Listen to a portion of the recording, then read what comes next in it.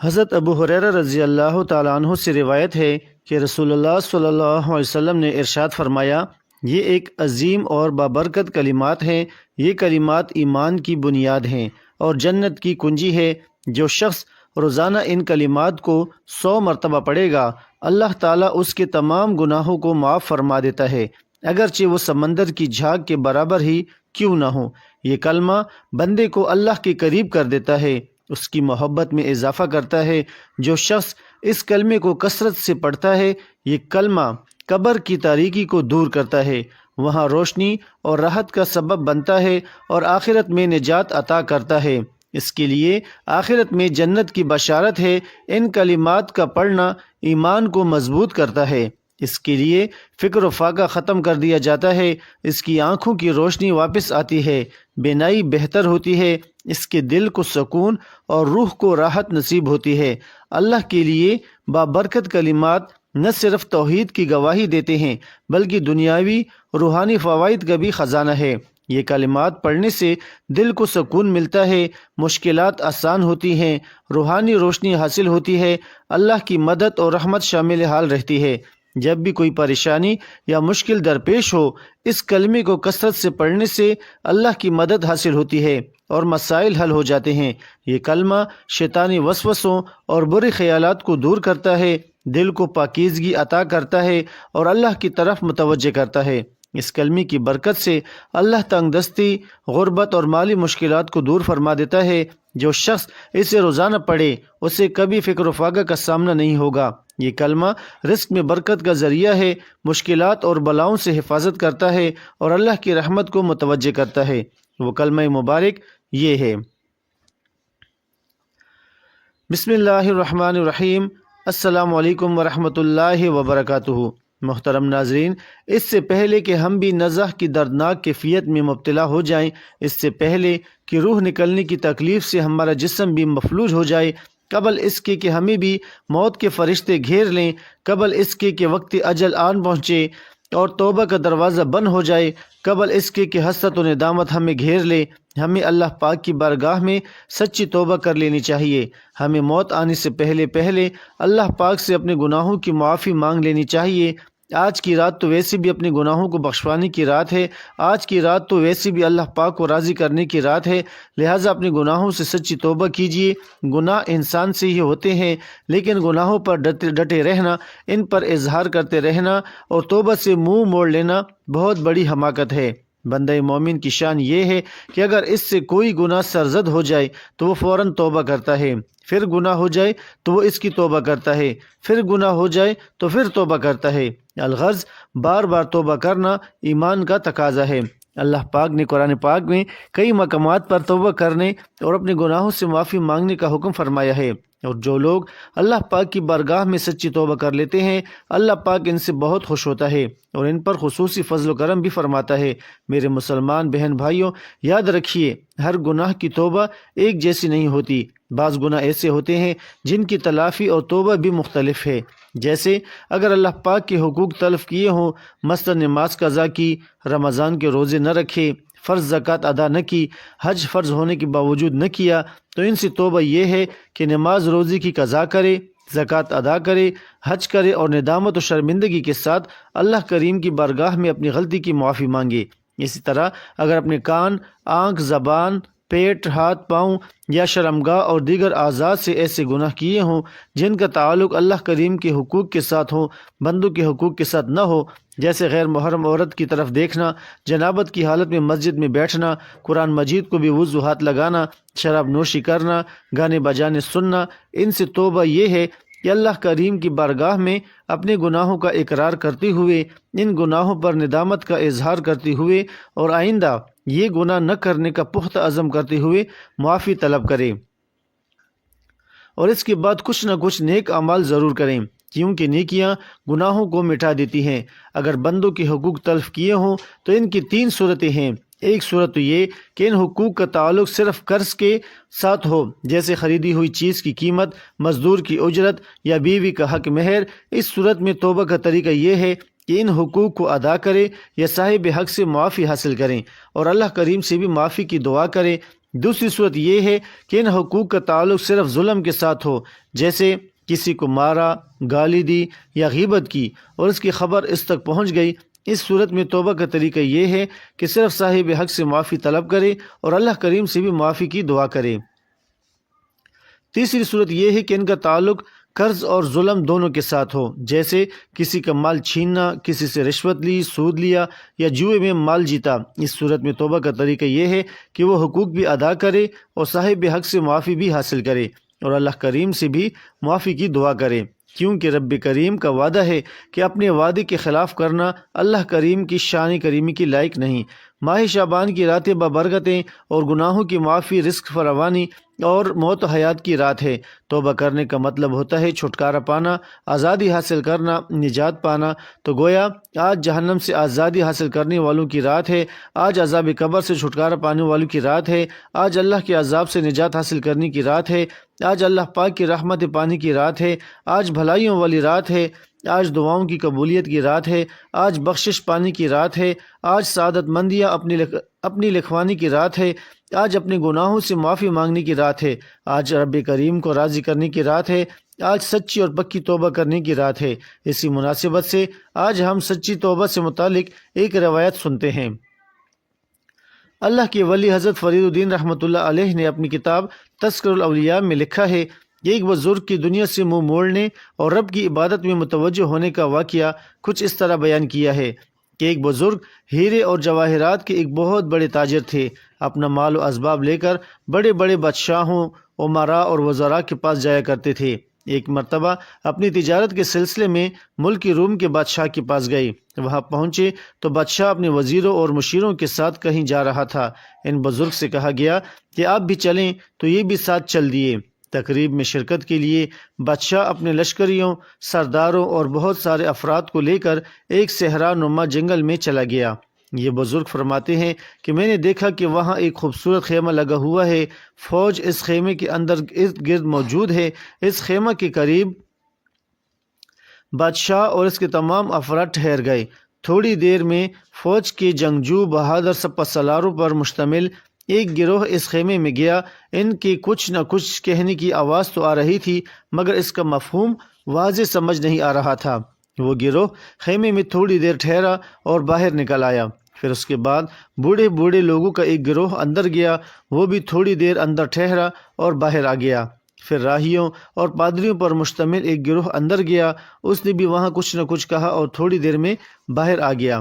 پھر حسین و جمیل لڑکیوں کا ایک گروہ آیا، وہ اس خیمے کے اندر گیا اور وہاں کچھ کہنے لگا۔ تھوڑی دیر بعد لڑکیوں کا وہ گروہ بھی باہر آ گیا۔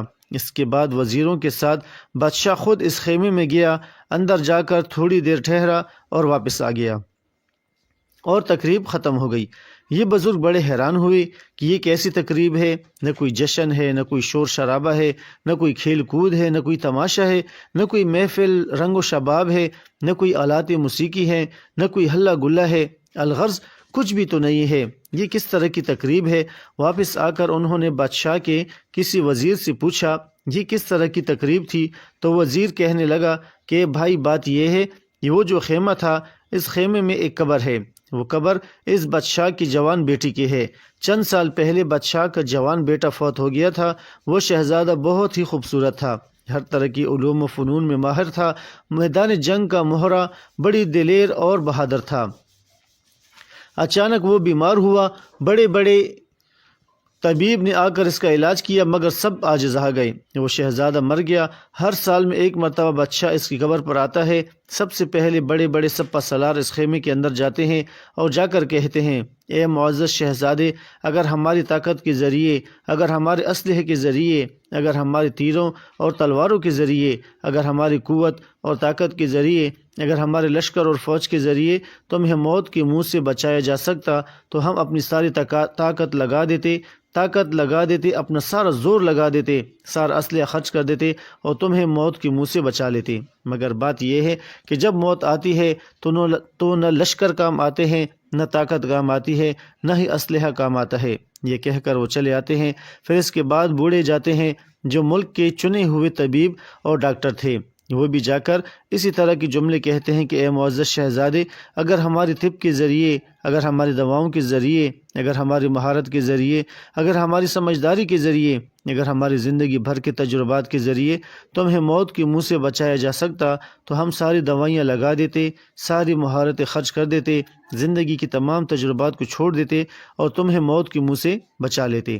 مگر بات یہ ہے کہ جب موت آتی ہے تو نہ طب کام آتی ہے، نہ طبیب کام آتا ہے، نہ دوا کام آتی ہے، نہ دوا بنانے والا کام آتا ہے، اور موت زندگی کو ختم کر دیتی ہے۔ پھر اس کے بعد ہمارے بڑے بڑے علماء اس کے پاس جاتے ہیں اور جا کر کہتے ہیں اے معزز شہزادے، اگر ہماری دعاؤں کے ذریعے، اگر ہمارے علم کے ذریعے، اگر ہماری سفارش کے ذریعے اور اگر ہماری شفاعت کے ذریعے تمہیں موت سے بچایا جا سکتا تو ہم یہ سب کچھ کرتے اور تمہیں اس حال تک نہ پہنچنے دیتے۔ مگر بات یہ ہے کہ جب موت آتی ہے تو نہ شفاعت کام آتی ہے، نہ سفارش فائدہ دیتی ہے، اور نہ ہی دعائیں کارگر ہوتی ہیں، اور موت اپنا شکار لے کر ہی رہتی ہے۔ یہ کہہ کر وہ بھی چلے جاتے ہیں۔ پھر حسین و جمیل لڑکیوں کا گروہ اندر جاتا ہے اور وہ جا کر اس شہزادی کی قبر پر کہتی ہیں اے معزز شہزادے، اگر ہمارے حسن و جمال کی وجہ سے، اگر ہماری اداؤں کی وجہ سے، اگر ہماری جوانی اور اگر ہمارے رنگ روپ کی وجہ سے تمہیں موت کے منہ سے بچایا جا سکتا تو ہم سب اپنی جوانیاں قربان کر دیتی، لیکن حقیقت یہ ہے کہ جب موت آتی ہے تو کوئی شے بھی اسے ٹال نہیں سکتی۔ یہ کہہ کر وہ بھی چلی آتی ہیں۔ اس کے بعد بادشاہ وزیروں کے ساتھ اندر جاتا ہے اور بادشاہ بھی یہی جملے کہتا ہے کہ اے میرے بیٹے، جو کچھ میرے پاس تھا وہ سب میں نے تمہیں بتا دیا اور دکھا دیا۔ اگر یہ بادشاہت، اگر یہ وزارت، اگر یہ طاقت، اگر یہ شان و شوکت، اگر یہ سب کچھ تمہیں موت کے منہ سے بچا سکتا تو تمہیں ملک تم پہ قربان کر دیتا، بادشاہت تم پہ قربان کر دیتا، مگر تمہیں زندہ رکھتا، اپنی آنکھوں کے سامنے رکھتا، تمہیں مرنے نہ دیتا۔ مگر حقیقت یہ ہے کہ جب موت آتی ہے تو بادشاہ کی بادشاہت نہیں بچا سکتی، وزیروں کی وزارت نہیں بچا سکتی، طبیبوں کی طب نہیں بچا سکتی، طاقتوروں کی طاقت نہیں بچا سکتی، حسینوں کا حسن و جمال بھی نہیں بچا سکتا، الغرض دنیا کی کوئی شے بھی موت سے نہیں بچا سکتی۔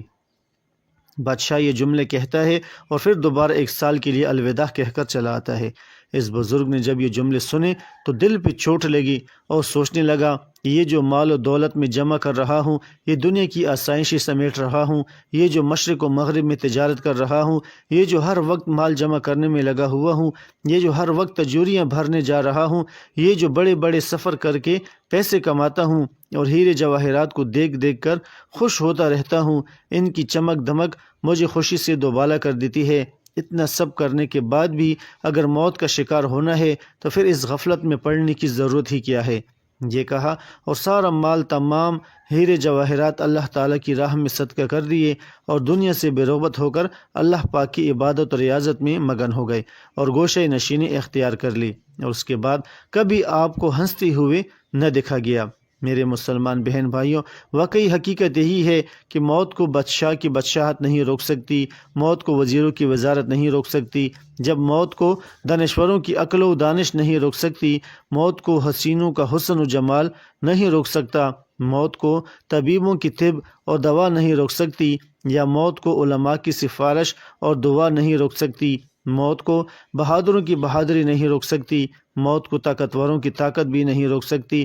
لہٰذا عقل مند وہی ہے جو موت آنے سے پہلے پہلے اس کی تیاری کر لے۔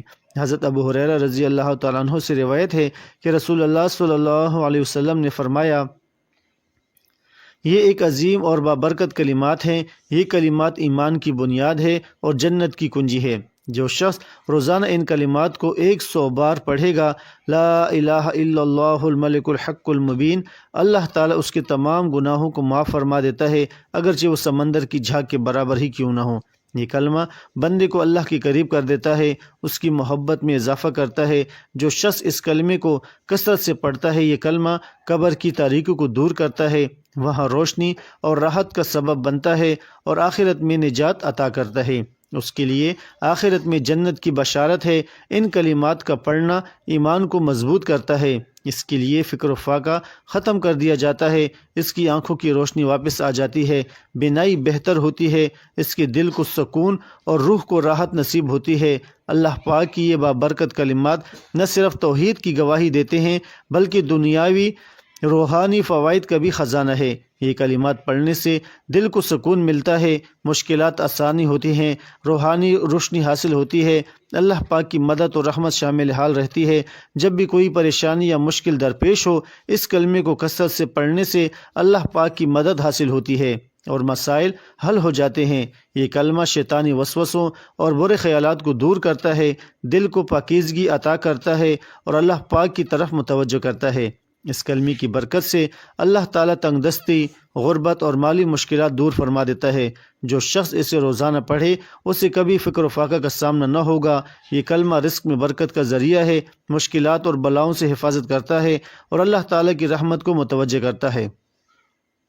اللہ تعالیٰ سے دعا ہے کہ نیکی کی بات کو سننے، سمجھنے اور اس پر عمل کرنے کی طاقت اور توفیق مرحمت فرمائے۔ میرا سنانا اور آپ کا سننا قبول و منظور فرمائے۔ دوستو گزارش ہے کہ ویڈیو پسند آئے تو اسے لائک کریں، چینل کو سبسکرائب کریں اور کمنٹس باکس میں اللہ تعالیٰ کے 99 ناموں میں سے ایک نام